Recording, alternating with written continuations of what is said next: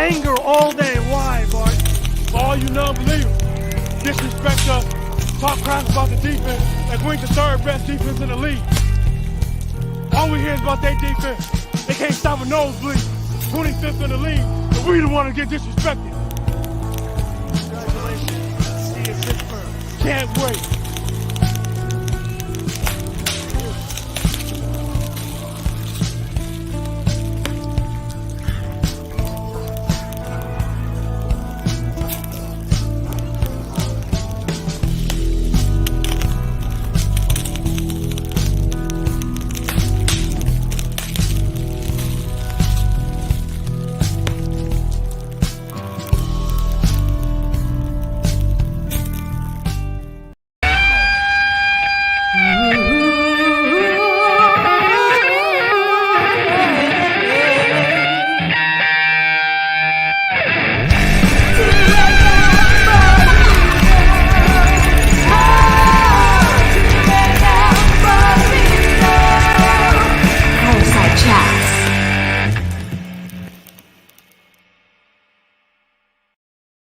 What is up, everybody? It is your boy Lou Martinez, aka Big Chief Burrito, live with you on a Tuesday. And on Tuesdays, especially during Super Bowl week, we wear green. I reached out to one of my favorite players of all times on the Jets on a Twitter conversation about his new barbecue sauce, and he agreed to come on the show. We're going to jump right into it because I don't want to waste any time.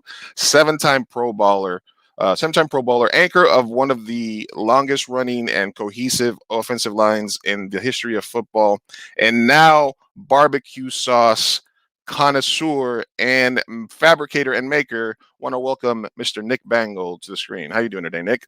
Good. How you doing? Thank you. And again, I told you already, but I really appreciate you taking the time to talk with me today. And it's a big deal for me. So, and I'm assuming you get a lot of requests of that. So I appreciate that you took the time for us today. No problemo. All right, so let's jump right into it.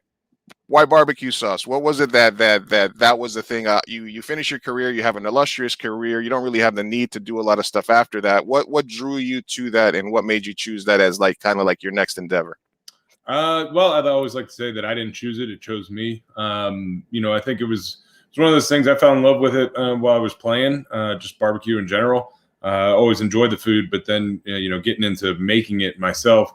And once I started getting into it, I wanted, I like sauces that you could buy, but I never thought I always thought that I could do better. And so about 4 or 5 years ago, I was in the kitchen. I was like, you know what, I'm going to make my own sauce. And so, I started out a lot of iterations later, came with one that I really enjoyed. My family liked it. And so I'd serve it to, family and friends, and people always said that they really enjoyed it, but you never know if people are being real when you serve food, because you don't want they don't want to be mean. Yeah. And so we ended up my partner and I did a taste test, a blind taste test of it with a handful of people just to see if we actually had something. And it came back with a great response. So we decided, this was about 2 years ago, we decided to start the process. And our first production rolled off the shelves March 22nd last year. So right at the beginning of a pandemic, which was perfect timing. But it's been a lot of fun. It's been pretty neat, and it's starting to spread, which is awesome. And I'm really enjoying it. Now, were people quiet when they were eating the sauce? Because that's always if they just shut up and eat, that's a good sign, right? That's always a good sign. But you always, especially something that's homemade that you put your sweat into, you want to, hey, what'd you think of it? And a lot of times people are gonna normally just smile and nod at you, and so that was kind of my biggest fear, because I liked it and I knew my family liked it, but I didn't know if anyone actually really liked it or not. And so taking that leap was a big one. What was the biggest learning curve for you, starting off in a new industry? Was it the distribution? Was it transitioning from a small batch to a little bit of a larger batch? Where did you have the steepest curve for that? I would say all the curves. There's so much into bottling a sauce that I had no idea. From down to bottle design, to logos to labels, UPC codes, getting your nutritional analysis done. And it took, I would say the biggest curve was how long it took to actually get off the ground, because we started about April of 2019, and it took us all the way until March 22nd until we actually had a physical bottle of sauce that we could sell. So that took a lot longer than I was expecting. I thought it would go quicker, for no reason other than I just thought it would be quicker. I had no basis for that thought. So it's been amazing, the whole process. Are you in there like stirring the big pot yourself, or did you just kind of get the mix and then you just kind of hand it off, or are you still very hands-on with it? No, we have a food manufacturer that handles it because it's such a large order that we do. So that was one of the big keys of when we were trying to find somebody that could replicate, my recipe on a large scale, because it's difficult to do. And the one that we found, the company we use, they did a sample batch, and I taste tested it next to mine that I had made that week, and they were exactly the same. And so they nailed it on the head, and it was a go from there. What do you are you like because I mean there's food groups and stuff, and then there's popular barbecue places in every city, but then there's always the purists that say, no, that sauce is too sweet. You got to go with the traditional. Do you consider yourself like a barbecue purist? Are you open to like the I know your sauce is sweet and then you got a little sweet and spicy stuff, but do you consider yourself a purist in that regard, or you just like what tastes good? I stick with what tastes good, and that's what people always try to ask. What's it like? Is it Carolina? Is it Texas? Memphis?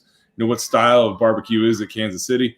And I kind of joke that it's all of them in one, and so I call it a New Jersey style, because it's not like any other barbecue sauce you've ever tasted, but it's still, you would definitely say it's barbecue sauce. You can't claim it as anything else, but it definitely has its own unique flavor to it. Now, I know you went with the no corn syrup and the gluten-free. What was the reason behind that for kind of making sure that you stuck to that in terms of like instead of what I would call maybe like an easy fix or for manufacturing? It's actually by accident. It was just because none of that stuff was in my recipe. So it was kind of just by accident. And then as we were talking to one of the consultants for label design, there were, what can you put on there that makes it pop that people are looking for? And he was asking, is it gluten free? Or like, yeah. He goes, oh, people love seeing that. So slap that on the bottle, and those kind of things. So nothing in there was done by design. It was all kind of by accident, just because of that. That's how I made the sauce. And then I guess on that same topic, I guess when you're doing stuff for yourself, for your family, that you're only going to use like for that weekend or stuff like that, you don't have to worry about like all the preservative aspects of this is going to have to sit on a shelf for a certain amount of time, or we're going to have to ship it and stuff like that. Is that a tough choice where you're like, man, I'm going to have to add some stuff to this or do you bring somebody like that's a little bit more learned in the food preparation for that to tell you how to add that to it? Or is that something that you're involved with as well, hands-on? Yeah, no, that's the food manufacturer. Make sure that's fine. The best thing about barbecue sauce is there really doesn't need to be anything because of what's in it and the acidity level of it. And so your barbecue sauce is, as it was told to me, is good forever. It just kind of starts losing its taste after 2.5, 3 years or so. So that kind of helps a little bit. Are you a sauce in the fridge or a keep the sauce outside type of guy? Once it's open, I keep it in the fridge. But I always warm it before using it, because you never want to put cold sauce on a warm meat. Right. Oh, so you just throw it in the microwave for a little bit? Usually I'll do it on the stove, just to take the chill off and then slather it on there. When you were playing, and you guys went to different cities, was there a specific place that you can think of that was like, hey, we're playing in Philly, we're going to send one of the clubhouse guys to Gino's so that we can eat steaks on the plane going back home? What was like, we're playing in this city on Sunday, we're definitely getting some of this? What was that for you guys? The biggest one was Buffalo. We would always get the Anchor Bar wings. Other than that, we don't have. We would get cheesesteaks in Philly because we always played the the Philadelphia Eagles in the last preseason game, which always you're typically, starters didn't play in. And so the night before, we'd have to make a trip to Jim's on South Street and, hammer a cheesesteak. But other than that, I don't know if there was another spot. There was a couple. That might be it for no burritos when you play the Chargers. No burritos. No, we did sushi though, which was nice. It was back when they were in San Diego. We found a spot that was overlooking the ocean, and just had nice little sushi dinner beforehand. Nice. And West Coast is always In-N-Out Burger too. Yeah. In-N-Out. Just because we don't have it on the East Coast, so you gotta get it. Yeah, but you can't. The fries are so trash, though. The burgers are good, but the fries are cardboard if you eat them more than 30 seconds afterwards. Yeah, the fries are terrible. Fries are terrible. In-N-Out, a little overrated. But I saw that you were doing some stuff for the Jets, like a barbecue. You guys did a Jersey Cuban on one of the videos that I saw. You could have just called that a Joey Diaz, right? Joey Diaz. Yeah, that was it was kind of, we started doing a tailgate segment for the Jets, and towards the end of it, the last couple of episodes, we were trying to pair up because a lot of, as I've been around tailgates since being retired, a lot of people do themed for the team that's coming in, and so we try to stick with that, and so the Jersey Cuban ended up turning out fantastic. I was pretty happy with that one. And but you went with the pork patty as opposed to the pulled pork, right? The pork patty has the burger, the Taylor ham on top, the pickles, the mustard. It all it's not going to be a gimmick thing. I think we're actually going to probably put that on the menu at different events. Now the sauces, the first two are inspired by two of your kids, right? In terms of just kind of like the style and whatnot. Can you tell us a little bit about kind of what went into that choice? Yes. So it kind of another one of those things that just fell into my lap, as I was thinking about where we're going with this.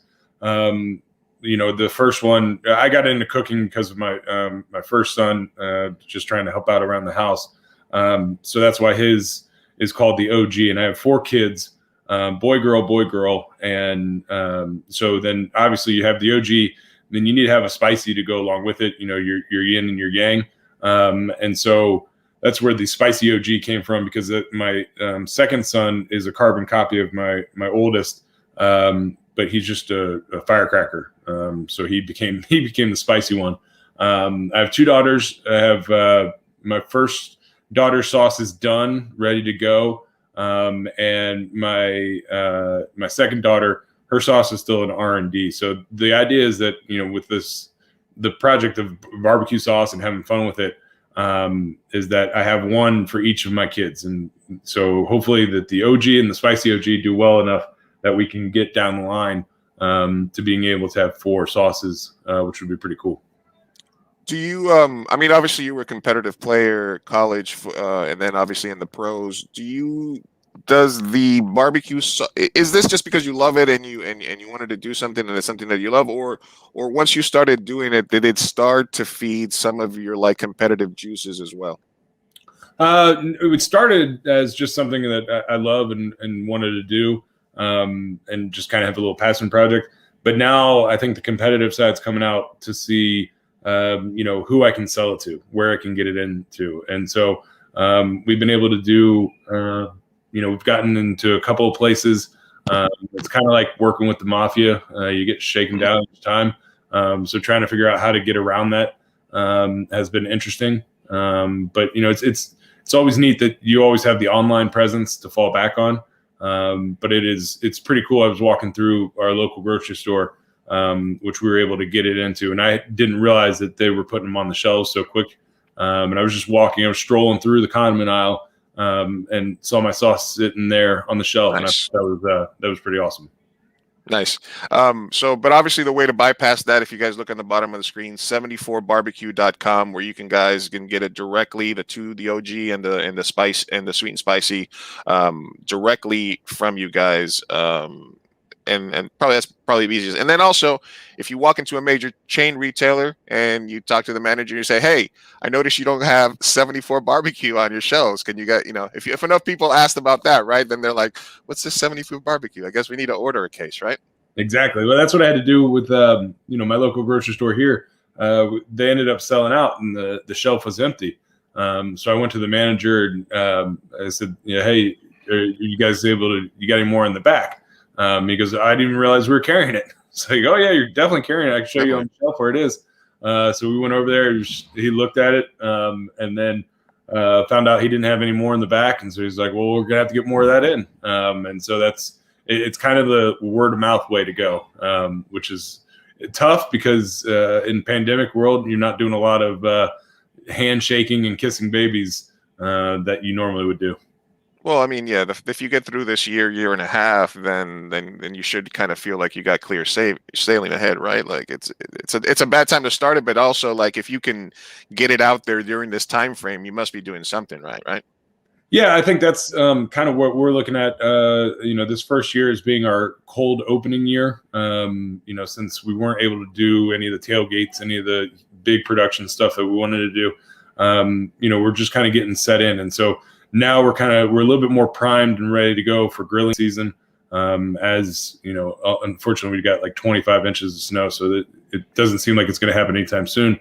But once grilling season comes around, we have the ability to get it out to people and point them in the right direction. So I think we'll hit the ground running this year. Yeah, I lived through probably half a dozen blizzards when I lived in Queens and New York, and once I came out to California, I was like, nah, not going back, not dealing with another winter. Really cool. You could have picked everywhere. Did you basically settle into New Jersey, to the New York area once you finished playing? Was there any thought of kind of like going somewhere else, or were you entrenched in the culture in the city enough that you wanted to stay?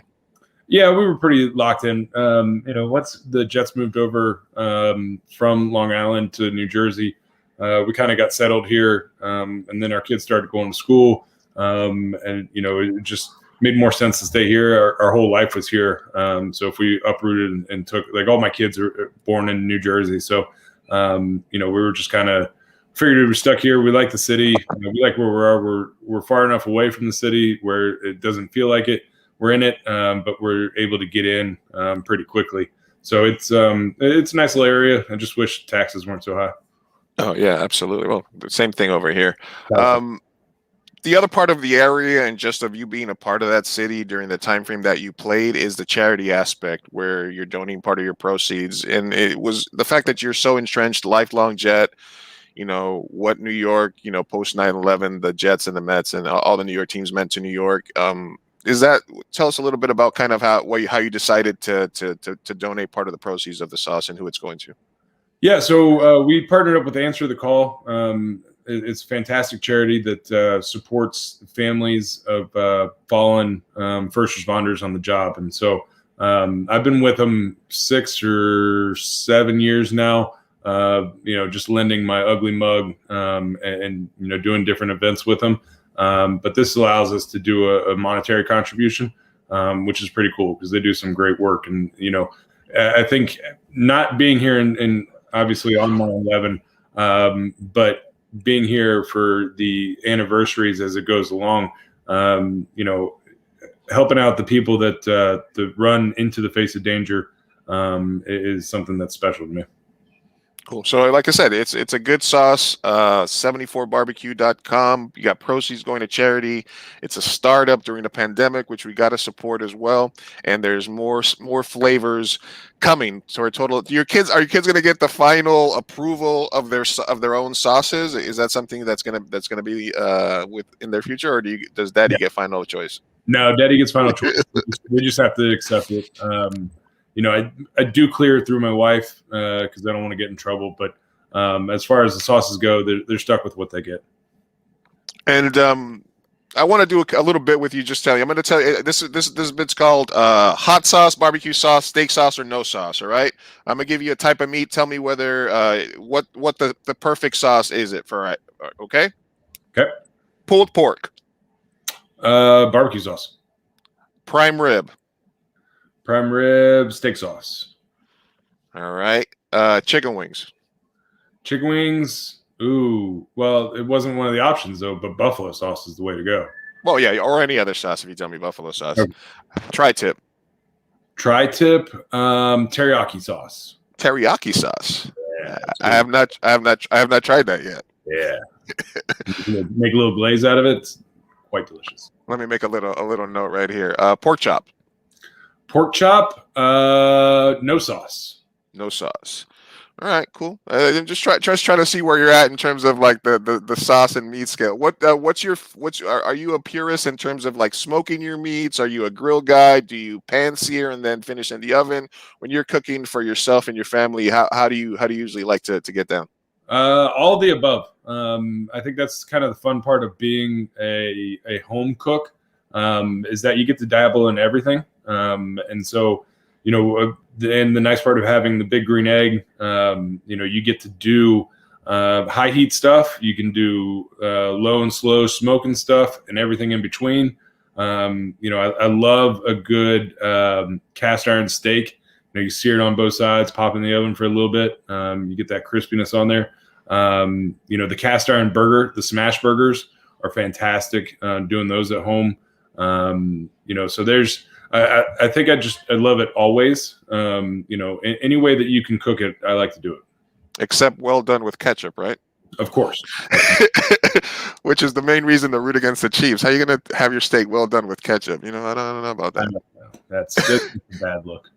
Were you were you rooting for the Bills during these playoffs? Is there like a New York sort of thing? Do you just kind of zone out for the playoffs and stuff like that, or do your allegiances go to like local teams? No, I'm pretty indifferent. I was rooting for the Bills just because one of my buddies is still playing there, so it was nice to see him get a little bit of a run. But yeah, once I was done playing, other than the Giants and New England, I don't particularly care who's playing. I just like watching a good game of football. Do you have a pick for this Sunday? It's so tough. I've been going back and forth, and I think that it's really difficult that they give you 2 weeks to prepare for it as a betting man, because you talk yourself in and out of which way to go much longer than you normally do. And so, yeah, second guess yourself. Yeah, I think I'm now down to like my fourth guess. I started out, how do you go against Tom and the Buccaneers? But then you realize that, Tom is really good. And how do you go against him? But Patrick Mahomes is, he's just unbelievable. And the weapons that they have. I think the line's still at -3. And so, I would like to tease that down to -2.5. So that way, maybe the Chiefs win by a field goal and I can still get a little action there. So, but I think I got to go with Kansas City. But I mean, it's also Tuesday. So that's, that's like me at 9:57. That's like me at 9:57 on a Sunday morning tweaking my fantasy lineup. You second and third guess yourself. When Tom Brady wasn't good, when you guys walked into New England and beat their ass in the playoffs, that's when Tom Brady wasn't good, which was, I think, probably the best Jets memory that a Jets fan has had over the last 10, 15 years. Tell us a little bit about that team, man. What was it like just being part of that line, that era? Yeah, we had a fantastic line, of guys that really had great talent, but also worked their butts off. And so it was great being with those guys. And then that team, it was just kind of one of those things where we had a good role. It started with, the 2008 with Favre, until he got hurt, we were kind of cruising. And then Sanchez comes in and we're still pretty much the same team except for the quarterback. Rookie head coach, rookie quarterback. It was kind of just a wild ride, but it was so much fun. And, the playoffs, there's something special about the playoffs. And, it's just my biggest regret is not being able to win one after having, that feel good of the playoffs and that season and those seasons, and not walk away with a trophy really stinks. Is there such a thing as like, because I think they said this about Buffalo this season, and they said that about you guys with that Pats game, with the Pittsburgh game the week after.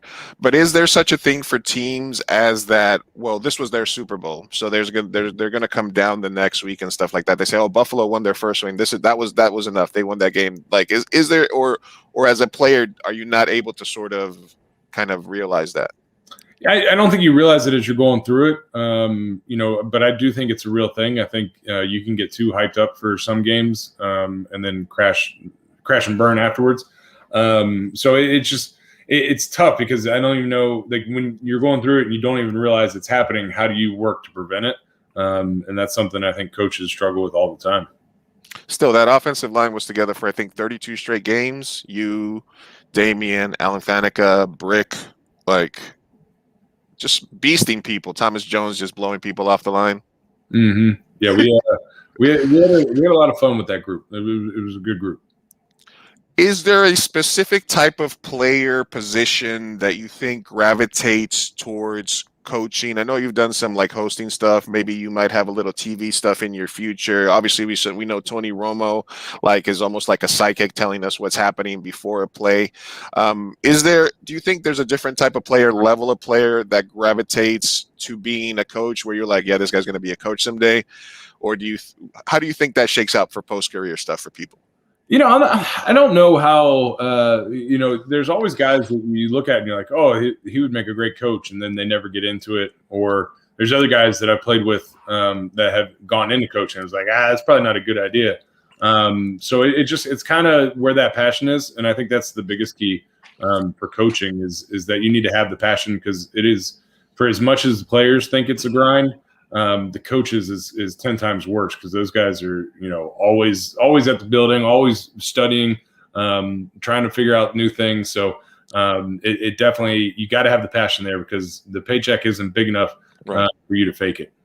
Yeah. Plus, I think if a lot of players, if they made X amount of dollars during their career, it's almost like, do they really want us to, do they want to go back into the building 6 times a week for like, a tenth of what they used to make, right? Right. I've always said I think the perfect position would be like a consultant, a coaching consultant, where you don't have to put as much time in, but you still get to kind of be around the game. Because I think the other part that a lot of guys don't get into coaching is there's no real job security, and the guys don't want to move their families all over the country, chasing after jobs, because and could be no fault of your own. You could be a great wide receivers coach, but the head coach gets fired, new head coach gets hired, and he promised 10 years ago, if he ever got a head coaching job, so and so was going to be the wide receiver coach. The next thing you know, you're out. So the lack of job security and moving around, I think probably scares guys out of coaching as well. Were you surprised when like Rex right away goes to the Bills after he leaves the Jets? Did you expect him maybe to like take some time off or like when things like that? No, I don't, especially not Rex. I mean, he loves football, loves getting back into it. And I think especially for the head coaching carousel that it is, if you do get the opportunity to take a job, you take it, because it might not come up again. And so I wasn't surprised. When you think about barbecue, and this is something that I forgot that barbecue, in Latin culture, it's, el asado, barbecue. It's like a community thing, like a family thing. Do you think that's part of the reason that the sauce and then getting into this sort of industry kind of appealed to you? That sort of, getting together around the fire, cooking, things like that? Oh, definitely. I think I'm a hosting person. Like, I like to have people over. And so I think barbecue, everyone loves barbecue. I don't think anyone's been like, oh, you know what, you're doing pulled pork, I'm going to pass. That's not my style. I don't think anyone's ever said that. So, being able to bring people together, and then the experience of the cook, when you're doing something low and slow and it's a long time, you have the opportunity to kind of hang out. And so while you could have people over for, cookout, and, they're there for 2 hours. You get a couple of your buddies together. You can spend a whole day together, just kind of sitting there watching the meat. And it's pretty awesome to be able to spend that time together. Do you go as far as to trying to figure out what drink your sauce and the meats that you prepare pair well with? Do you like, oh, this is good with a white or red, or is it just give me a beer? No, it's beer and bourbon. Beer and bourbon. There you go. Yep. I'm sorry I'm jumping around on that. I just got I got my notes here, and I want to make sure I don't miss anything for you. Like I mentioned Tony Romo and kind of like the insight that he brings to a broadcast. As a quarterback, he's basically saying they're going to run it left. They just did this. They blah blah blah blah blah. What would the equivalent be of like a center? And the insight that you could bring to watching a game unfold. Do you find yourself when you're watching with your family that from your perspective, is it the same as a quarterback, kind of like because you guys are so in tune, or what's the difference there? Yeah, I think it's similar. I think just kind of hearing some of the nuances of calls. We're not the most creative of people, and so things get reused all the time. And especially without crowds this year, you're able to hear a lot more of the center calls. And so it's always kind of a fun little party trick. Every once in a while, I'll hear a call and I'll know it's either a run or a pass play, and predict it out. And it's kind of neat. Like, how'd you know that was going to happen? I make sure never to spill the beans. It was like, you just know. And so that's kind of the fun thing. But I think, Tony does it in such a great way, where I think he's still a student of the game. I'm sure he's in there watching footage. He scouts both the defenses and the offenses. So that way he goes into it like he's playing the game. And that's pretty cool.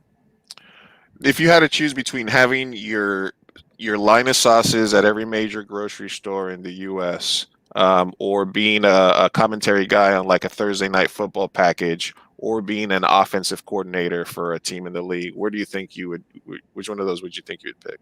I think I would definitely take, every major grocery store would be awesome. That would be dominating the sauce game. And I think that would be a lot of fun. Did you waver a lot when you decided to leave the game? Or did you pretty much one day wake up and just know that it was time? Once I was fired by the Jets, and I got healthy again. That's when it kind of went from the abstract of, do you want to play? Do you still want to play? Because of course. But when I was healthy enough to be able to play, and it kind of got real. I was like, no, I'm good. I'm enjoying time with the kids. I'm enjoying, seeing all the stuff that I've missed over the years. So once I said I was done, never really had I should be out there playing. Never really came and hit me. How much playing weight did you take off after you left? I don't know. I don't step on the scale too often. I know I'm down, and that's all I can ask. It's nice not having to do crazy workouts, but just going for walks and everything is kind of relaxing. Gets me out of the house because 4 kids go crazy. So if I say that I have to go for a walk, it's not a bad thing. All right, we're talking with Nick Mangold, 7-time Pro Bowler, Jets legend, 74barbecue.com. 2 different sauces on the market right now, 2 more coming. The sauce is now available on Amazon as well, so start searching for that as well. I wanted to get into a couple of before we got to let you go, Nick. I have a couple of questions. I know you talked about underrated movies, and I got my pops for the movie that you mentioned a long time ago, which was Trading Places, which is the most underrated Christmas movie, I think, of all time. So I wanted to do one quick bracket book, because obviously I'm a filmmaker, so we talk about movies all the time. So we're going to do one quick bracket bit about movies, and then we're going to do one quick bracket bit about football, all right? And then we're going to let you go, all right? So, ladies and gentlemen, it's time for bracket bit. All right, boys, you guys know what that sound means. It's time for bracket bit. Bracket bid, bracket bid, woo, woo, woo, woo, bracket bid, woo, woo, woo, woo, woo. Fireside chats. We got all the brackets, Nick Mangold. All right, so this bracket bit's going to be real fun one. I know this is going to be about best football movies of all time. So I'm going to give you 2 movies. You tell me which one moves on in the bracket. All right, we got the number 1 seed. We got Rudy. But a movie that's very watchable when it comes out on cable. Invincible. Which one of these do you like? And you can expand on any of those as you wish. Ooh, all right. So I'm more of a fan of Notre Dame, so I'm going to Rudy. Rudy, number one. All right. We Are Marshall, obviously a tragic story, but one of Matthew McConaughey's best films. And The Program, the movie that inspired dumbasses to plank in the middle of the freeway. Yes, definitely Program. The Program. Any Given Sunday versus The Replacements. Ooh, that's a hard battle. I gotta go Willie Beeman or Shane Falco. Let's go Replacements. The Replacements. The Water Boy or put a comedy and a sad movie here. Brian's Song. Waterboy. Waterboy's got to get through there. Longest Yard or The Blind Side. Little O-line movie there. Ooh. And this is both Longest Yards could get together. Original. I'm only picking this one because I went to the premiere. Thank you to Mark Sanchez. The Blind Side. The Blind Side. All right. Little Giants or Remember the Titans.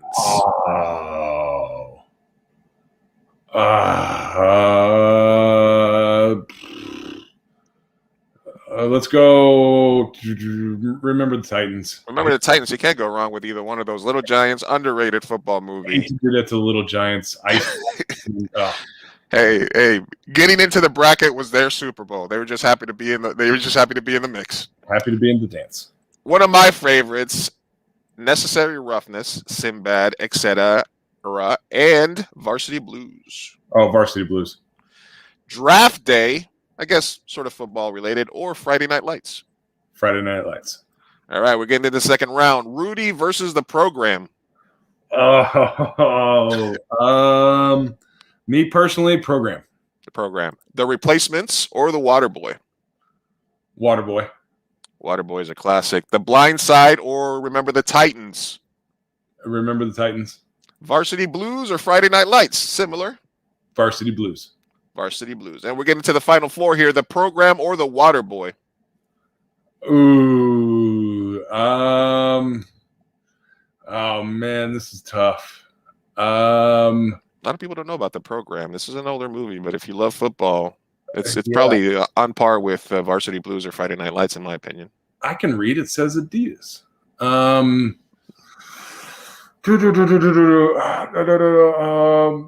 Waterboy. Waterboy. Captain Insano wins. And then Remember the Titans or Varsity Blues?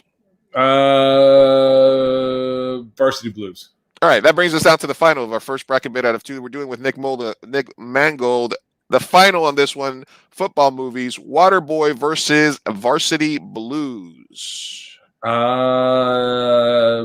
Blues. Varsity Blues. Do you think that it is the most realistic football movie, or which one do you think is the most realistic football movie that you've seen? Most realistic. Ooh. None of them really are, because it's kind of like, there's so many, especially when you look at the hits, like the physicality of movie football. No one would make it out of a game, more or less. So I think that's where it kind of loses a little bit.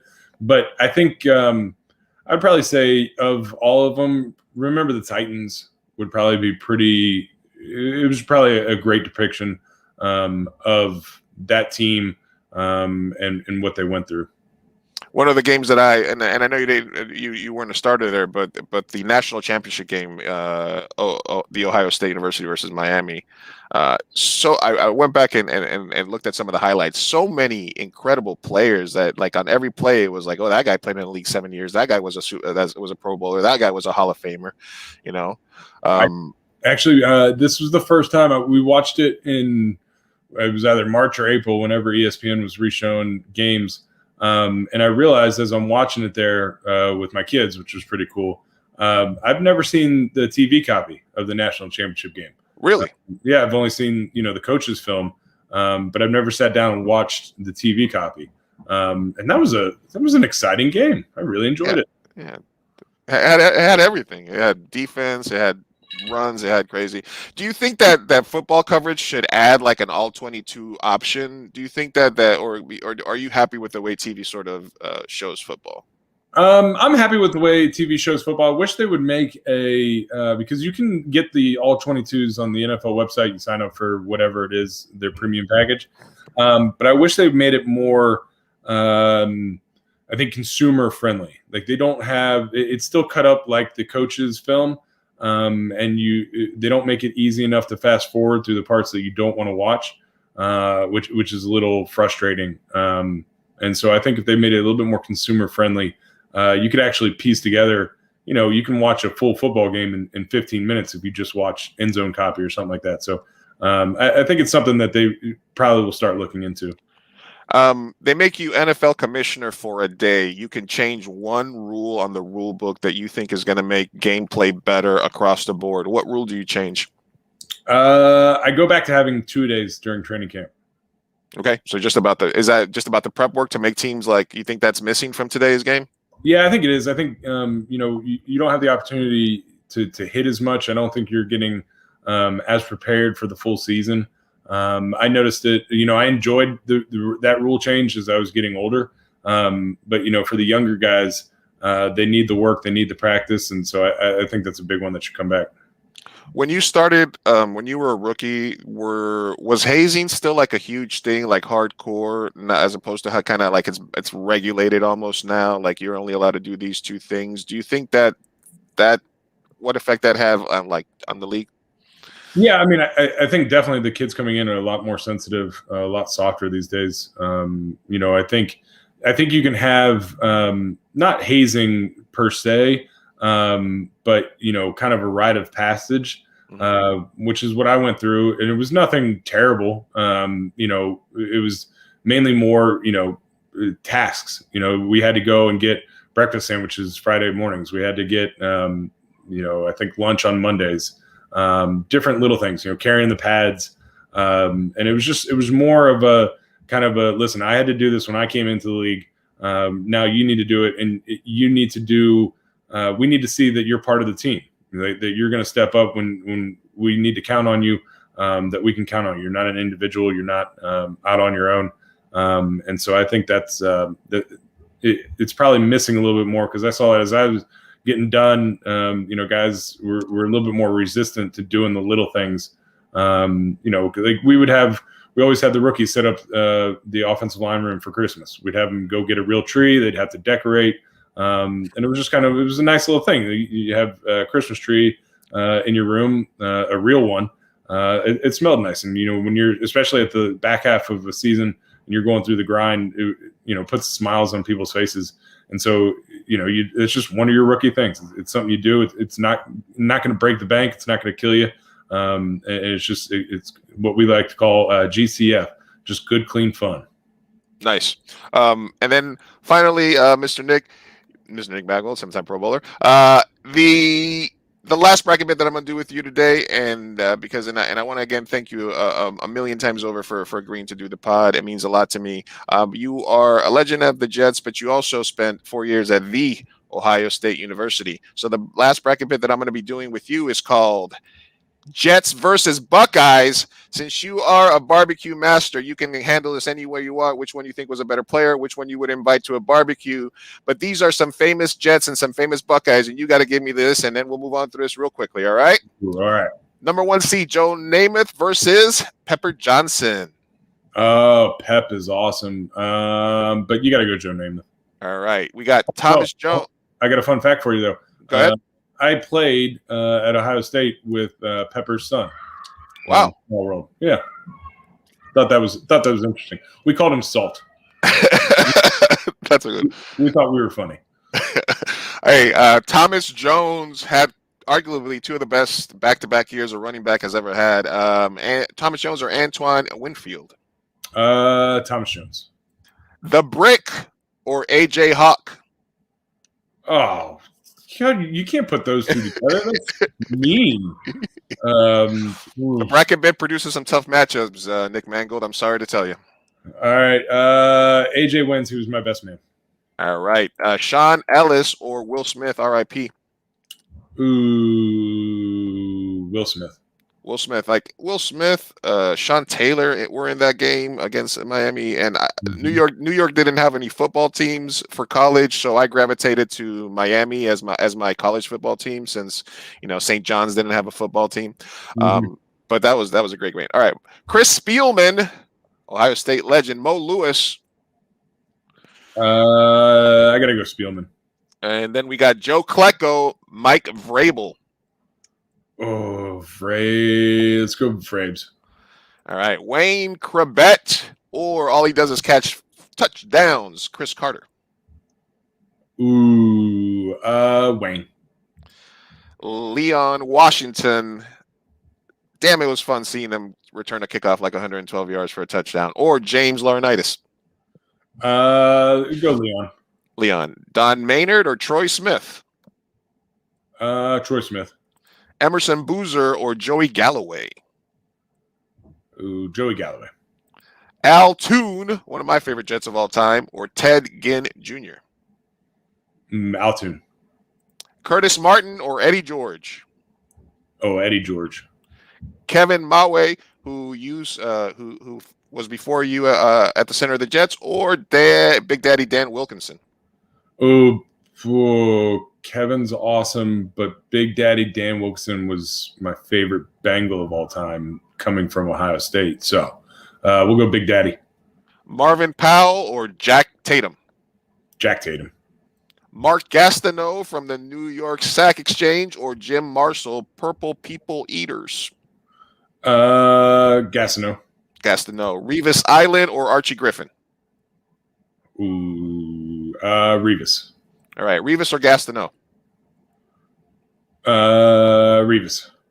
Big Daddy or Jack Tatum? Jack Tatum. Al Toon or Eddie George? Ooh, Eddie George. Troy Smith or Joey Galloway? Troy Smith. Wayne Krebet, Leon Washington. We're almost done. Let's go Leon. And Chris Spielman or Vrabel?